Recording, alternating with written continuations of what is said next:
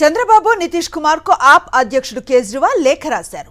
అంబేద్కర్ పై అమిత్ షా వ్యాఖ్యలు సమర్థనీయం కాదన్నారు. అమిత్ షా వ్యాఖ్యలతో కోట్లాది మంది మనోభావాలు దెబ్బతిన్నాయని తెలిపారు. తాను చేసిన వ్యాఖ్యలపై అమిత్ షా కనీసం క్షమాపణ కూడా చెప్పలేదన్నారు. ప్రధాని మోదీ కూడా అమిత్ షాని సమర్థిస్తున్నారని, అంబేద్కర్ పై అమిత్ షా వ్యాఖ్యల తర్వాత బీజేపీకి ఎవ్వరూ మద్దతు ఇవ్వకూడదన్నారు. బీజేపీకి మద్దతుపై పునరాలోచించుకోవాలని చంద్రబాబు నితీష్ కుమార్లను లేఖలో కోరారు కేజ్రీవాల్. కేజ్రీవాల్ లేఖకు సంబంధించి మరింత సమాచారం ఢిల్లీ నుంచి మా ప్రతినిధి వెంకటేష్ అందిస్తారు. కేంద్ర హోంమంత్రి అమిత్ షా చేసిన వ్యాఖ్యలకు నిరసనగా విపక్షాలన్నీ కూడా పార్లమెంటు కార్యక్రమాన్ని స్తంభింపజేస్తున్నాయి.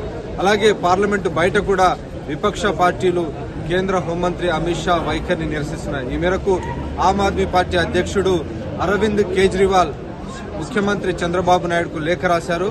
వెంటనే ఈ అంశాన్ని సీరియస్ గా పరిగణలోకి తీసుకోవాలని ఆయన లేఖలో విజ్ఞప్తి చేశారు.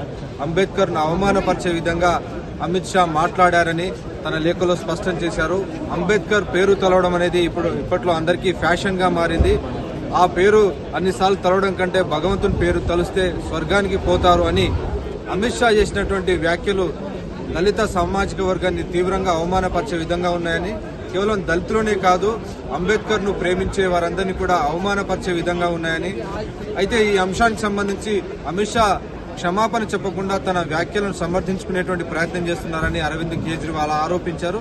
వాటితో పాటు ప్రధానమంత్రి నరేంద్ర మోడీ సైతం అమిత్ షాను సమర్థించేటువంటి ప్రయత్నం చేస్తున్నారు. సో దీన్ని బట్టి బీజేపీ మనస్తత్వాన్ని అర్థం చేసుకోవాలని, ఎవరైతే అంబేద్కర్ ను ప్రేమించేవారు, అంబేద్కర్ ను అభిమానించేవారు ఎవరు కూడా బీజేపీకి మద్దతు ఇవ్వొద్దని అరవింద్ కేజ్రీవాల్ చంద్రబాబు నాయుడుకు లేఖ రాశారు. సో ఈ నేపథ్యంలో ఒకవైపు ఈ అంశాన్ని సీరియస్ గా పరిగణలోకి తీసుకుని ఈ పార్టీకి, ప్రభుత్వానికి మద్దతు ఇచ్చేటువంటి అంశాన్ని పునరాలోచన చేసుకోవాలని ముఖ్యమంత్రి చంద్రబాబు నాయుడుకు అరవింద్ కేజ్రీవాల్ లేఖ రాశారు. సో మొత్తానికి ఈ లేఖ అంతా ఇప్పుడు సెన్సేషన్ గా మారింది. సో చంద్రబాబు నాయుడు ఈ అంశంపైన ఎలా స్పందిస్తారు అనేది వేచి చూడాలి.